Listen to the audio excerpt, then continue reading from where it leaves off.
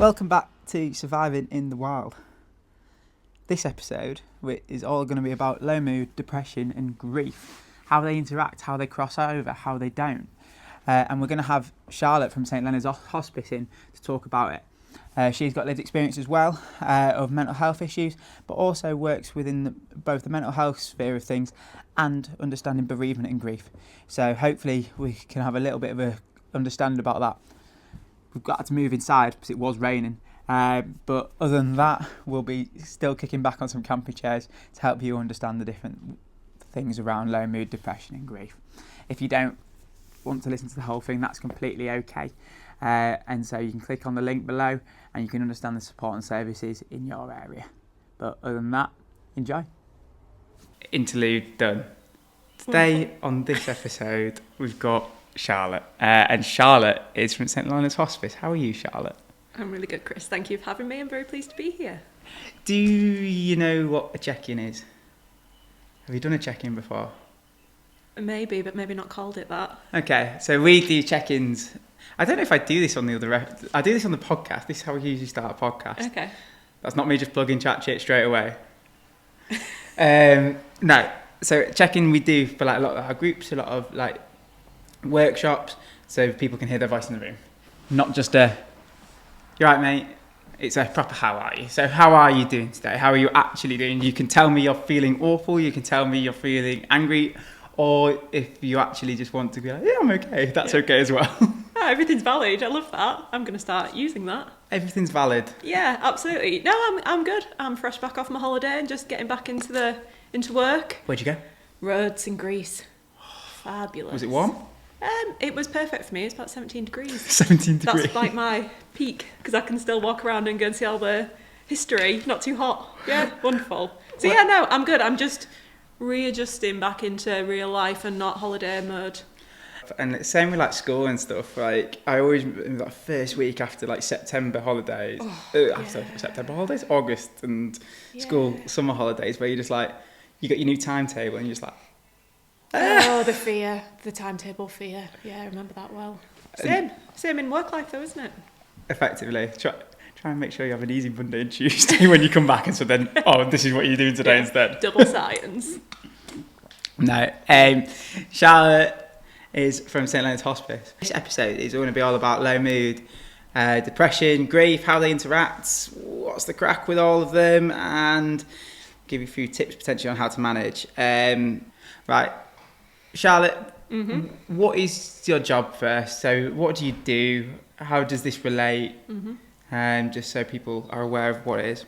So I am a mental health nurse by training, and I've worked in the hospice in palliative care for 7 years. And my role in the hospice is wellbeing and outreach lead. So we provide care for 18 plus. We do come into contact with young adults and children through the patients that have young adults and children, but my team are very much about well-being and that being psychosocial support kind of things for people with life-limiting illnesses to make sure that they remain as well as they can do until they die. I'm going to have to plug Dame Cecily Saunders. She's the patron saint of the hospice movement. She's dead now. But she's awesome. She's the woman that started it all. And I feel very privileged to work there. It's our 40th year and we support people across York. Our catchment's quite big. We go down to Selby, we go across to... Oh God, my geography's dreadful. Why did I start doing directions? Selby South, so across, so which way are you going, east or west? If we go east towards like Pocklington, Market Wheaton, and then up... That way? What's that up? Way. No, that's that way. Pickering, up. Okay, so you cover quite a lot of like North Yorkshire as well as... Yeah, so we go into East Riding, we go up to North Yorkshire, and my team's job is to make sure that anybody with a life-limiting illness and their loved ones are supported from diagnosis until bereavement, really, in a nutshell. Go on then. You looked at me like... Sorry, fear. Right, no, I'm fine. Go for it. Go fine, for it. Yeah, I'm chill again. I'm chill. Go for it. Okay, how would you... We'll start with sort of like low mood and depression. How would you sort of describe it to somebody who has never experienced it? So low mood for me is, as I experience low mood, it's feeling a bit down, a bit crap. Am I allowed to say crap? Wonderful. Not feeling very motivated, feeling a bit sluggish. Maybe I want to eat all the carbs, maybe I don't want to eat, dependent on how low that mood is. I mean, as a woman, we ride the hormonal waves all the time, so it can be linked to the menstrual cycle. But I suppose low mood for me definitely is very different to depression, because I can experience low mood one day or 1 hour and then I might be okay again, dependent on what's happening. So we talk about it differently, don't we? Well, I mean, it's that weird kind of overlapping sort of. I think that's why I like things sometimes say, I feel, or I feel. Like, sometimes that's the best way to describe it. It's sometimes hard to describe as, I have low mood. Yeah, I'm not a fan. I know when we have patients and things, it's like, this patient has low mood. Well, of course they have low mood. They've come to us because they are dying. Yeah. Their mood is going to be low. For me, that's the difference between a depression and a low mood. Obviously, low mood can end up into depression. But generally, for me, low mood is related to circumstances, and depression doesn't necessarily correlate with the immediate circumstances. Yeah, it's that difference almost between sort of like that clinical sort of representation of it, isn't it? I mean, actually, most people just describe it as, I'm feeling pretty shoddy. Yeah. Like, and you could, and then to be saying that, when I was like really, really low, I wouldn't even say that. I would just not say anything. I would just be withdraw. Just completely withdraw and just almost despondent with how I was feeling. Yeah. And I guess that's another thing, isn't it? Like, when it comes to low mood versus depression, we can call it different things, and I guess where in which you get diagnosed and stuff, I guess it doesn't really matter, because are you struggling for a long period of time? Yeah, exactly. And some people will resonate with low mood rather than calling it a depression, and vice versa. And some people say, oh, I feel really depressed today, but they're just experiencing low mood. So it depends who's saying it and who's seeing it through their own experiences and their own eyes. So I suppose it's that checking in, isn't it, to check what does that mean for that person, rather than necessarily getting too caught up on the terminology. Like focusing on actually, okay, how do you understand it yourself, for a start? Yeah. And what is it that you can do to help it in that sense? And how are you experiencing it, and what things do you need right in this moment to pull you out of it? I had once a GP that I went to go see when I was severely depressed, and he said to me, and at the time I was furious, and he said to me, Charlotte, you can either continue to swim down, and that's going to be really, really hard, or you can fight like hell to try and get better. Both paths are really difficult, but it's within your power to choose. And I was furious with that, because I felt very much like, how dare you say that to me? Like, I'm at my lowest ebb, and you're telling me it's a choice. But actually, I think about that now, if I find myself in a spiral and I think, you know what, he had a point. Before you get into the spiral, there's a tipping point where you can, or for me anyway, this is my truth, I don't want to make wild generalisations, but for me there's a tipping point where I can choose to do things. It might be really, really difficult, but I can choose to do all the things I know that lift my mood, or try and take away some stress to stop me from spiralling down. I think coming back to what I said in terms of before, it's like, how do you describe it to someone who's never experienced depression? It's so difficult too, because I think in some of my darkest times, like I said, kind of didn't even want to explain it to people because it was just dark and horrible and not fun. But also, it's just, I think I've talked to people on the podcast about it, where it's just like, there's almost a bit of almost weird contentment in the nothingness. Like I said, obviously, if you've watched any of the other videos, a lot of these are our experiences, our personal experiences, and people can experience things in different ways, and that's okay, and that's why we have different ways to get support and different ways of managing and different ways of coping, and that's completely fine. But this is just to get a bit of understanding around the differences between low mood, depression, grief, how it kind of people experience it. But I can remember not having that same conversation with my GP, but having that same conversation with a family member. And it was just about, like, what do you want to do? Like, at some point, you might have to start changing things. Like, because I was off school for a long time, la la la la la. And it's like, what do you want to get better? And for a long period of, like, feeling depression, I almost didn't. No. Like, and that's part of it, isn't it? You can't see the light at the end of the tunnel anymore. yeah. Everything's dark. Speaking of light at the end of the tunnel, the sun has just come out. I mean, if you haven't watched any of the other videos, they've all been in, like, bright sunset. So Charlotte's got the dud end of the, like, drawer today, being inside. Pathetic fallacy. It was raining earlier. It's like low mood and depression. Yeah, it's very on topic for what Very we're year talking 11 about. GCSE. It was like the rain came in, and that was how I was feeling. That was the feeling of the character. Very metaphorical, yeah. That was the only thing I remember from English literature GCSE. I think I've totally wiped it from my brain. He's gone. It's gone. When it comes to sort of then, like feeling low mood, depression, what is there, like, particular misconceptions around it, do you think, that you potentially see? Oh yeah, for sure. And I suppose the misconceptions, when you're diagnosed with depression, you can be seen as not being resilient, which is absolutely not the truth, because everybody that I know and have worked with depression have had the most horrendous time, and they've come through. They're some of the most resilient people, and it's that you're weak because you have a mental illness.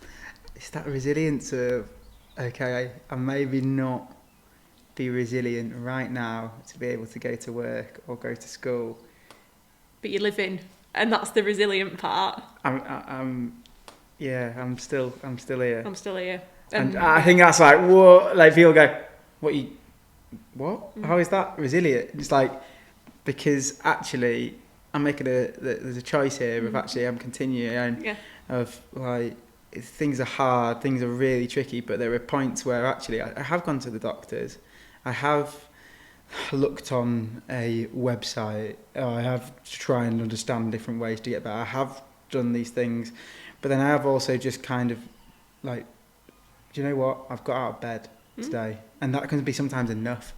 On days where you feel that low. Yeah, absolutely, and that's I feel that in my soul, that when you're laid in bed and you're depressed and you can't even summon the energy to sit up because you are that low. Yeah, exactly. You're just heavy. Yeah, and to get a shower, good Lord, like, and the fact that you actually managed to get yourself sat on the edge of bed is remarkable, and that's resilience for me. But I think there's such a taboo around, particularly, and a stigma still, because it's kind of like, oh, well, everybody's diagnosed with a mental illness these days, and it's like... But then we come to them choices and go, actually, you can fight like hell, but also you can decide some days that it's not worthwhile, and actually that you do just want to stay the day in bed, and that's what you needed at that point. And your body needs rest, and your brain needs rest, and if that's what you need to do, that's 100% valid as well.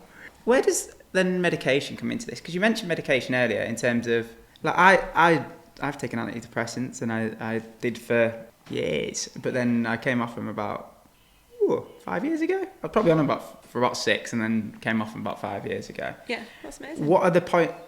What different medications are there around? Why do we use medication?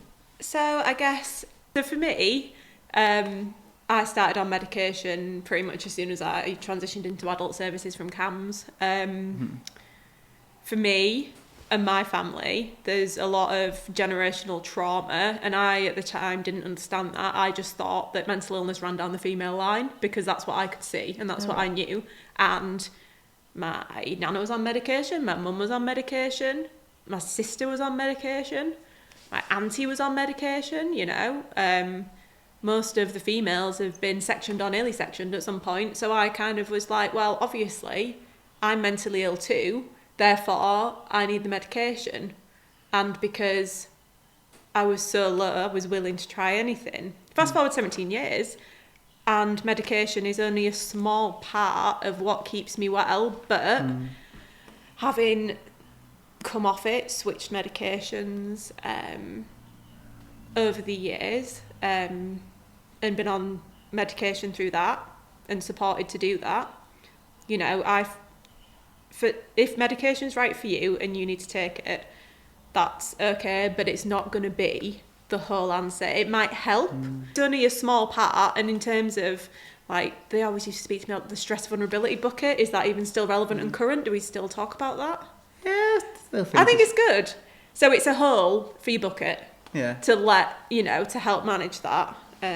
So for me, medication, I envisage I will be on medication for the rest of my life.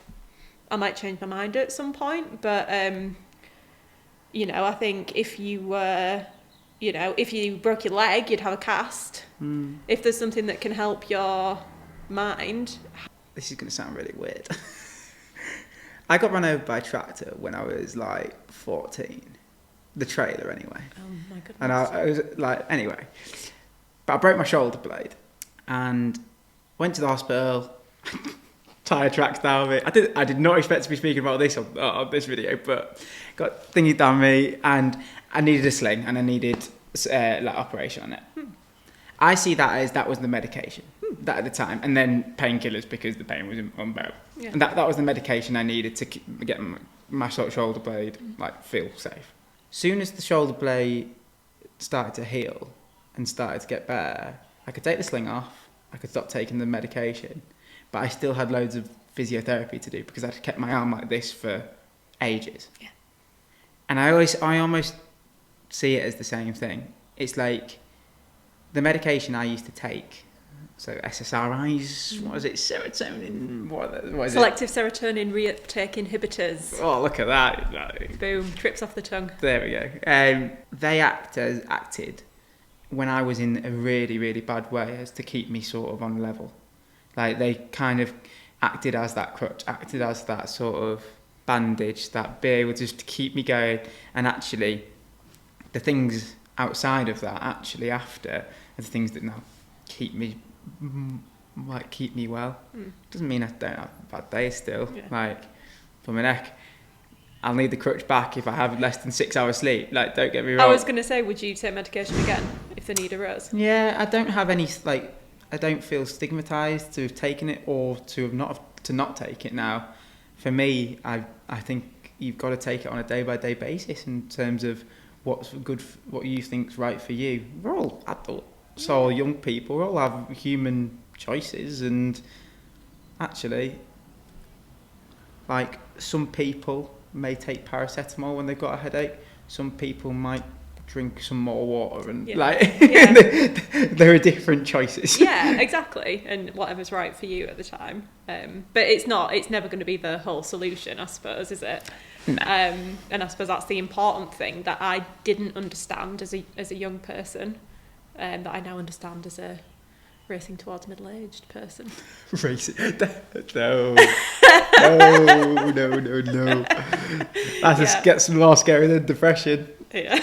No, I don't. Well, there we go. There's a poll. It's a privilege that I'm still here at the age of 33, because there's been many times in my life where I didn't think I'd see 17, never mind 33. So. And this is we're going to come on to how potentially you've got there, and also the ways that we can manage other than just medication and stuff. So, just as a bit of a wrap up around low mood depression, signs, symptoms you're looking at. Have you ever played that game where... see what I mean? I am... Love it. Go on. Carry on, Chris. I'm enjoying it. You play the game where you go apple, banana, pear, and you keep going, right. Are we playing that, but with but with signs and symptoms of depression? Okay. Yeah. Okay. Do you want to start, or do you want me to start? Heads to tails. Heads to tails. Tails. Tails it is, you can start. Perfect. Sleeping too much. Sleeping not enough. Yeah. You're just going to do the opposite of what I say. I promise I won't cheat. Okay, I'm going to tell you both of them together. So either I know for me, it would either be binge eating or not eating at all. Okay. Losing interest in things that you enjoy. Yeah. Yeah, withdrawing from life, from friends, which is just basically what you said. Yeah, it's a bit different. Yeah. Still, would irritability come into it? Oh yeah.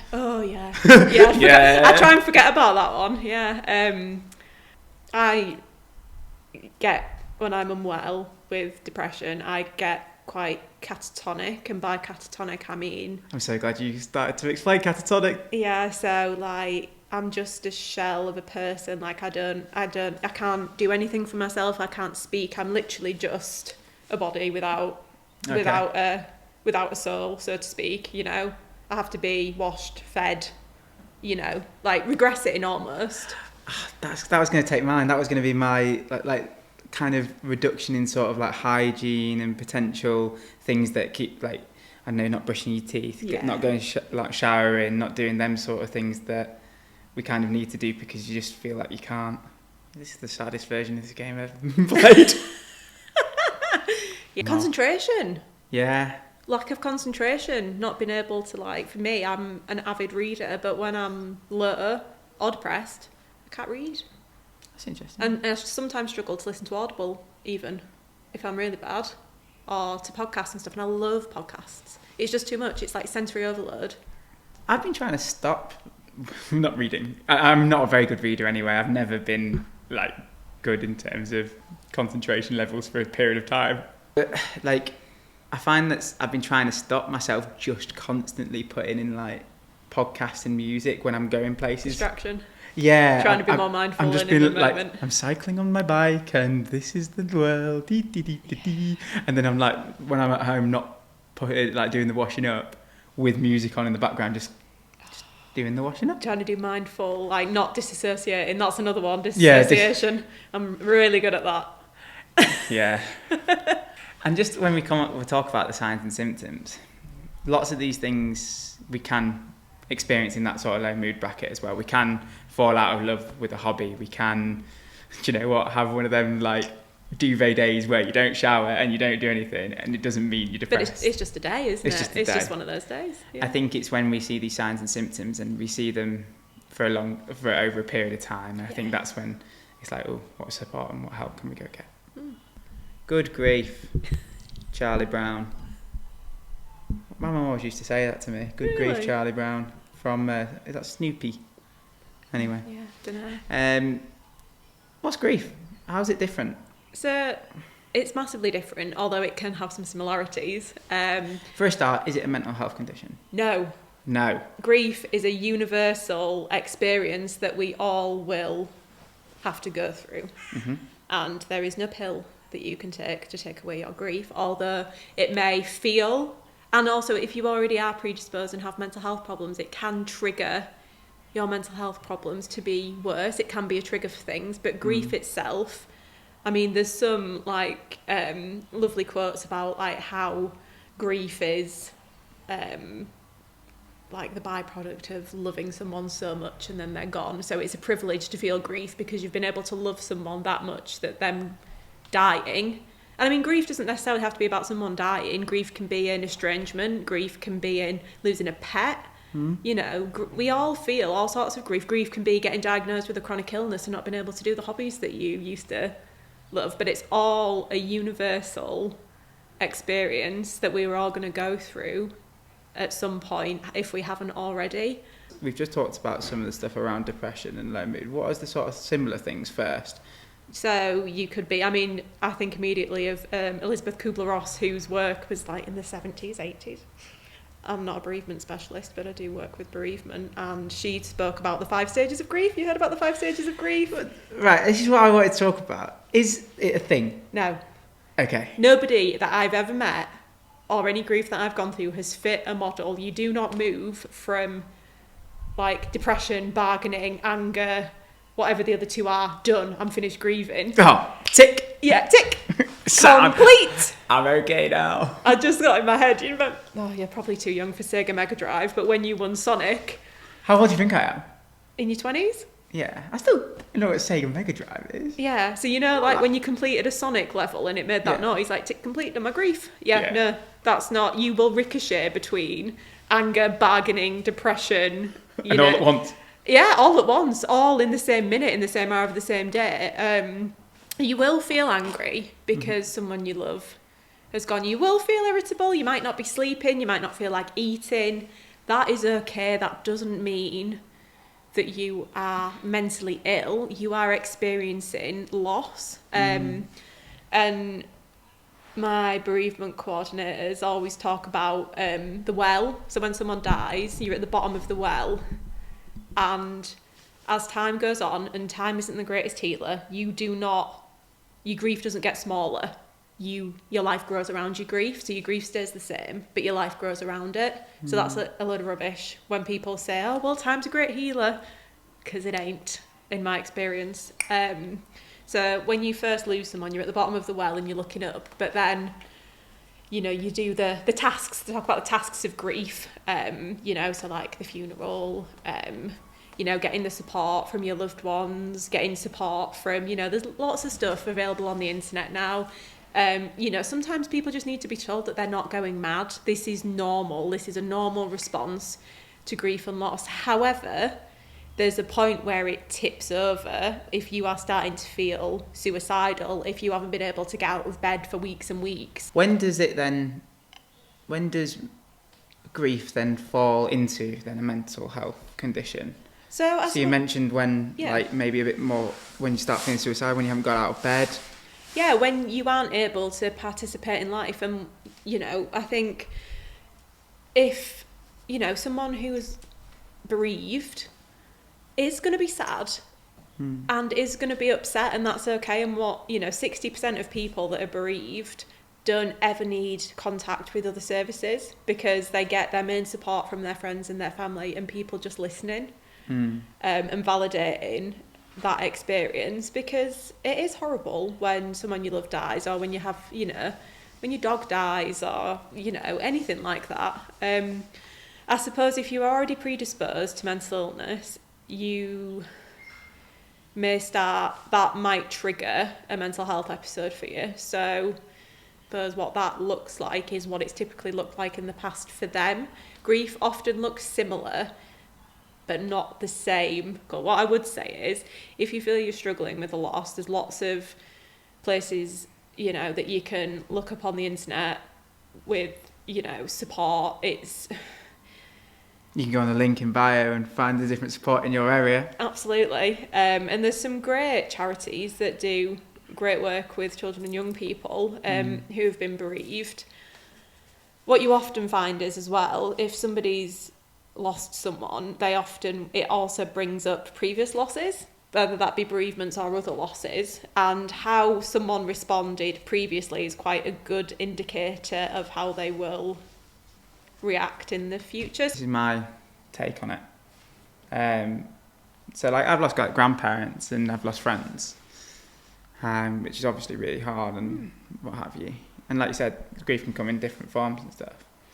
The way I've kind of always understood it, the difference is, like, sometimes when I can only come from my frame of reference in terms of, like, when I was low and, like, depressed and what have you, is that sometimes when I was feeling so low, feeling so depressed, I didn't know why. And I didn't have a clue that I didn't know what was going on, and I didn't know.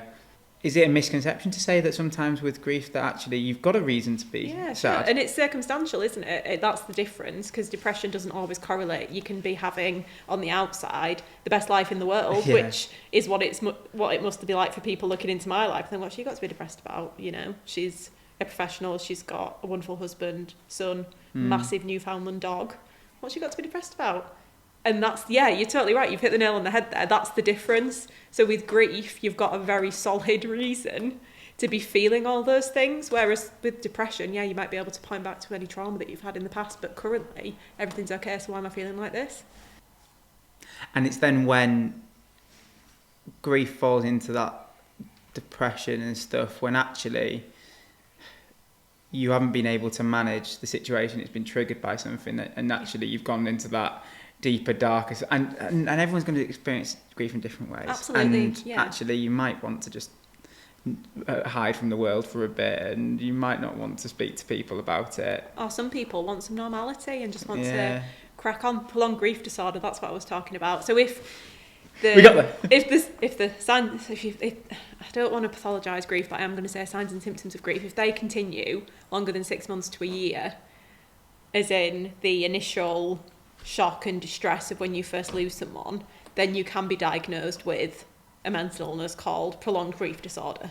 Right, okay. So I suppose that's the line, but then again, with grief, comes in waves, doesn't it? Almost sometimes. yeah, and you can be absolutely fine one day, and then it comes and it takes over, and then you feel it, and then it might pass again, and then it'll come again and it'll take you down. But I suppose it's how long you stay down for. I guess when you talk about prolonged grief disorder, this is feeling this similar sort of state for a long period of time. Like a depression. Like a depression. Yeah. And that makes sense. That I know sometimes don't want to pathologise and different things, but sometimes it just gives a framework. And like with all these videos we're doing, lots of this is framework and lived experience, and a lot of it's just us trying to understand what the hell's going on in our heads half the time. Yeah. Because ultimately, if you're listening to this and you're struggling with whatever, you are the one who knows what's going on in your head. Ultimately. And no doctor, no psychiatrist, no one else can tell you any otherwise, and that's how you feel, and that's okay. Yeah. And it's just how you then manage that. Do you think in the UK we're good at talking about death? No, absolutely not. It's been medicalised, much like birth has been medicalised. Like, everybody used to have their babies at home or in maternity hospitals. I was thinking call the midwife. I was literally just thinking about call the midwife. Yeah, exactly. And death was the same. People died at home, but now it's been taken behind the doors of hospitals and hospices. Since COVID, more people die at home, but we don't know what death looks like because it's been medicalised, and part of grieving starts before the person's died. So if you don't get to, if someone's in hospital and dies suddenly, I would expect that not that someone's grief is worse than another person's grief, but a traumatic death, grief for the people experiencing that can be very different to someone whose elderly mother's died. But then again, someone whose elderly mother has died at 99 can be just as distressed as someone who's lost a child.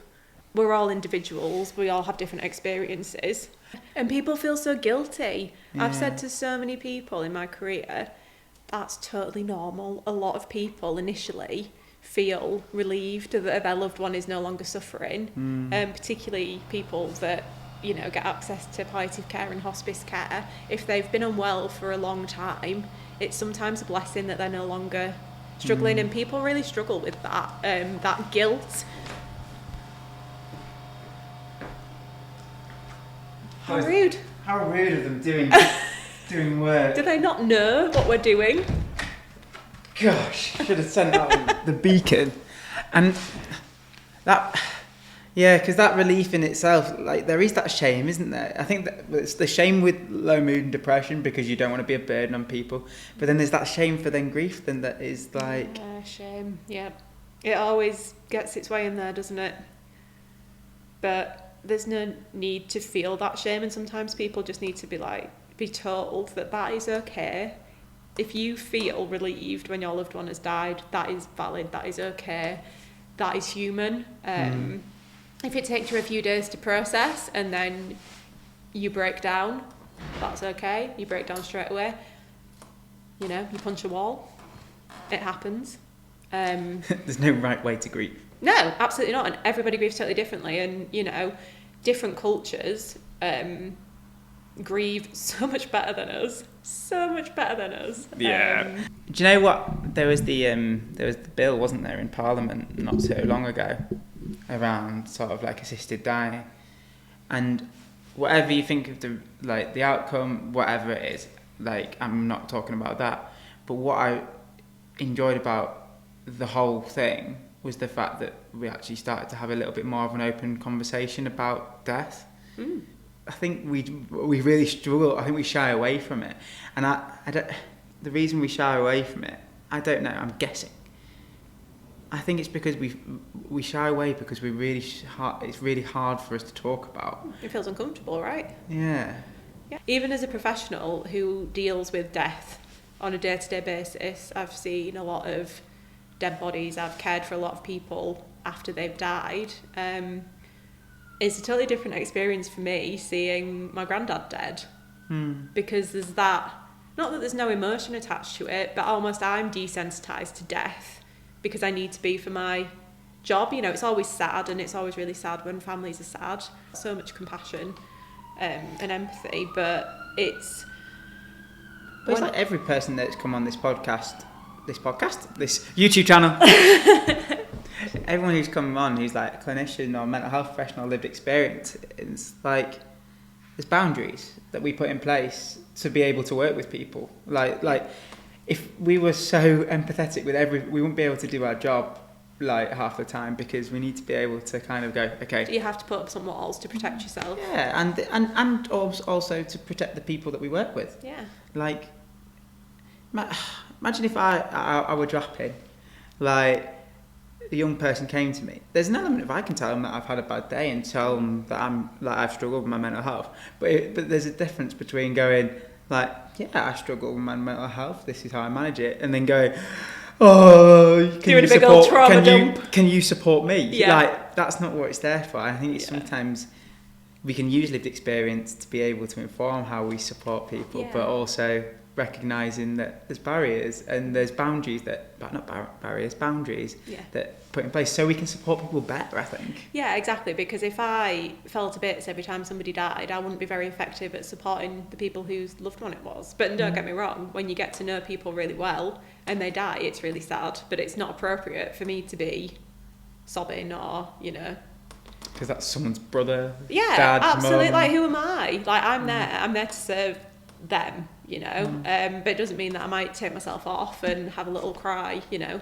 somewhere away from them, because I'm only human.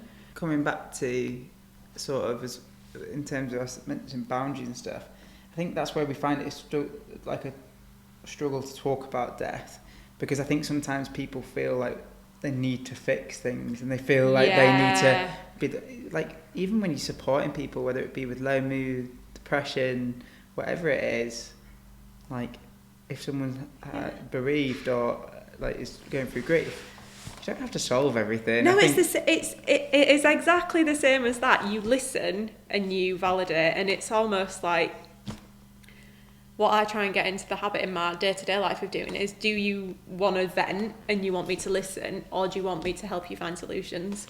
Because and you can't find a solution for grief, or you're not going to bring them back. Exactly, yeah. So you need to get comfortable with the discomfort of just listening. And one of my close friends, her mum died very recently, and she was down there looking after her mum, and she's a palliative care professional, and she's just had a hideous time of it. It doesn't matter who you are, when someone that you love dies.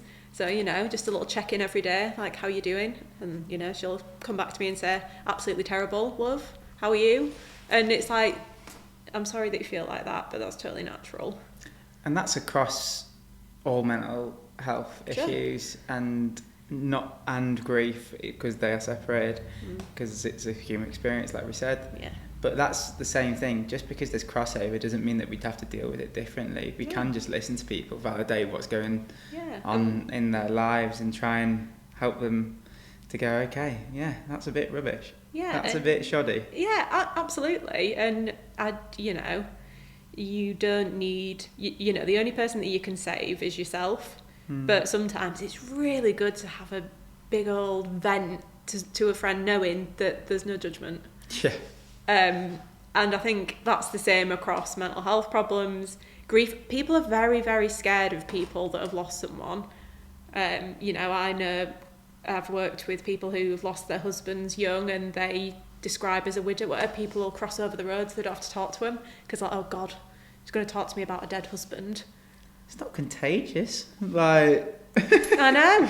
But I guess that is what sometimes people think. And that's people's experience. Yeah. And because people don't know how to communicate with people, I guess it's like they find that hard, because and it's like they need to be an expert on grief and bereavement, and you absolutely don't. If you can listen and respond to that person in a kind manner, you're onto a winner.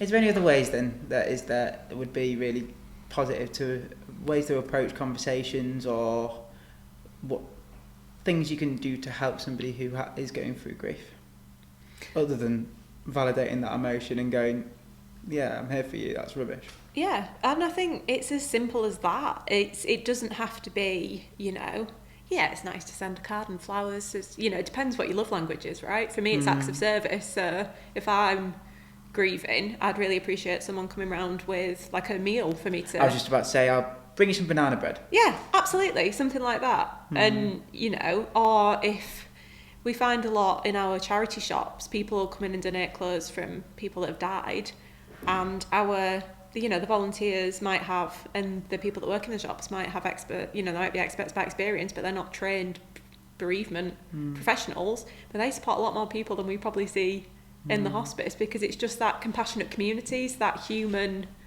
experience. And I think it's listening and not jumping in, because sometimes it's very easy to be like, my granddad's died, my granddad died too, and I was like this, and it's like, yeah, that might not be helpful right now. You might just need to listen. And if somebody's struggling with not wanting to eat or finding housework difficult, or it's the practicalities that can sometimes be really helpful, or just being actually genuine when you text someone or ring someone and say, how are you doing, and not expecting them to pretend.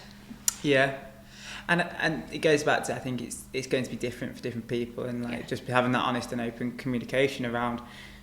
If you're listening to them, you'll be able to try and pick up on things that they want. Yeah. They might not want to talk about somebody that they've lost. They might want to talk about it. They might want to be like, the best thing to do with my dad was this, or this is like keeping that memory alive, sort of thing. And but also in that same way, they might not want to. It might just be too hard for them in that circumstance. Yeah, exactly. And not shutting people down if people need to talk about, somebody who's died, or it's a birthday, or it's a special event day, and they want to talk about it, then don't shut them down. Let them speak. But equally, if they don't want to talk about it either, that's fine too. It's a balance, isn't it, of however that human is experiencing it. Is there a difference between bereavement and grief, by the way? Oh no, sorry, I use the term interchangeably. That's fine, so do I just wanted to double check. Yeah. When it comes to like grief, bereavement and mood, depression, is there any sort of like low effort? I mean, this might sound ridiculous, but is there any little things that we can do to kind of help in certain situations, that helping ourselves or helping others? I suppose it's all the kind of things that you talk about when you're talking about your coping mechanisms. So whether it's mental health or it's grief, what things can you do that make you feel okay? Might not make you feel good, but they might make you feel okay. Like going for a walk, for me, is one major thing. Being out in nature. Surviving in the wild. Surviving in the wild, yeah. Going into a forest, touching some trees. Walking the dog, stroking a dog, or any other animal. Anything that's going to maybe distract. Again, it's those tasks of grief, like things are going to change, so leading up to the funeral, someone might need some space, because actually there's a lot of admin that you have to do when somebody's died. There is a lot. And if someone, is dyslexic or, struggles with their concentration, is there anything that you can do to support them with that? Again, it's back to the practicalities, but after the funeral, it might be that they want, some company, or just want to sit and watch Netflix with you and not say anything, just have you there. I think that was the nicest thing, like in my experience, is that like at wakes and stuff, when just sat in a pub and just played some pool and just chatted, and it's like, because like that's what my granddad would have done. And it's just like, that's the nice thing. It's just like, actually this is just and the company and celebrate the person, because it's really sad that they died, but look how well loved they were. But absolutely. Yeah. Charlotte, how do you then survive in the wild? Well, It's difficult, I'm not going to lie to you. I have to get up at 5 a.m. on a work day to get my daily routine in. Okay. So for me, surviving in the wild, it takes a lot of energy. I am a natural introvert that masquerades as an extrovert. Okay. It takes a lot out of me. So my whole question then, just before, of saying, is there any low-level things that we can do? Actually, there are some low-level things, but actually a lot of the time it's quite difficult managing this stuff. Absolutely. And I mean, for me, it's part of... When I'm well, it's part of keeping me well. When things start to slip, I know that things are not going well. So, and, you know, I'm not going to sit here and say that yoga and meditation is going to cure you. No. But for me, it's an absolute non-negotiable that every day I wake up and I do 20 minutes of yoga. I give myself Reiki, if you're into energy healing. Reiki practitioner. Yeah, so it's essentially it is energy healing, but you have to be attuned to it, and then you can heal yourself. So literally, we do it a lot in the hospice. So it's my hands are tingling because I'm talking about it. So Really? What? Yeah. Okay. Yeah, I can't. I can't go into the history of Reiki right now. But yeah, so for me, becoming a Reiki practitioner was part of me. Regaining some control and doing something for me. And taking ownership, that control, like when that GP said you can Yeah. fight like hell. It's like, that's part of the fighting like hell. Yeah, absolutely. And it's, you know, I mean, look at me. I scream complementary therapy. I've got blue hair and a million different crystals. Yeah, non-negotiable. I've always got to have my crystals on. Fair. So yeah, yoga, giving myself Reiki. I find tarot reading really great. See, this is the thing. It's like these things may not be up your street at all. But in the same way, Charlotte, are you ever going to play cricket? Oh God, no. That's the way. Like I might. Like I love playing sport. I love like playing golf. I love going for. I was about to say going for a run. That's such a lie. That's just Come on, Chris. lie. Don't get carried away. Don't be telling lies. But I mindfully doing the washing up. Like, these are things that are fighting like hell. It just may not seem like they are. Yeah, absolutely. And for me, having my morning routine and then going for a walk on my lunch break on my own to, you know, get out into nature. There's a nice little loop I like to do near the hospice. And then meditation, 10 minutes of meditation and breathing on a night to settle me down before I go to sleep. Yeah. Eating well. Yeah. It's like all really simple things. I appreciate when you're depressed, they're not simple in the slightest. But for me, there's lots of different ways. I think we can talk about lots of different coping mechanisms and lots of different things that keep us well. And you've got to find the right balance ultimately for you. Like for me, I know that if I've been busy over a certain period of time, even if it's doing like a lot of the things that I enjoy doing, whether it be playing cricket or going to the gym or seeing friends or camping or whatever, if I do loads of them, loads over and over and over again, then I get to the point where I'm like, I'm even burnt out socially. Yeah. I'm even burnt out here, and that's going to make me feel. And so then how can we recognise it within ourselves? What do I need at this given point? And sometimes ask yourself that. Like, I feel it's a really healthy way of going, okay, because it slows you down for a start. Like, what do I need? Yeah. What do I need right now? Do I need a bit more sleep? Oh yeah, I need loads of sleep to survive in the wild. Like, I go to bed super early, like it's a bit of a joke, because I finish work at 6:30 and I will often be asleep by 8, but then I get up at 5 a.m, so... Whereas I am very much almost the other way, not the completely other way around. I'm more like a 10:30, 11, get up at 7. Yeah. Like, that's my 8 Oh no, I need a lot of sleep, and as soon as my sleep starts, you know, once my sleep is affected, that's me going down. And these are all things that you will be able to find on the link in bio, like in terms of different services, different national services, around sleep, around grief, around bereavement, around depression, about low mood, as well as in your area. Before we finish, if there's one thing you could say to everyone who has made it this far in this video, might be 2 of you. Well done. Well done.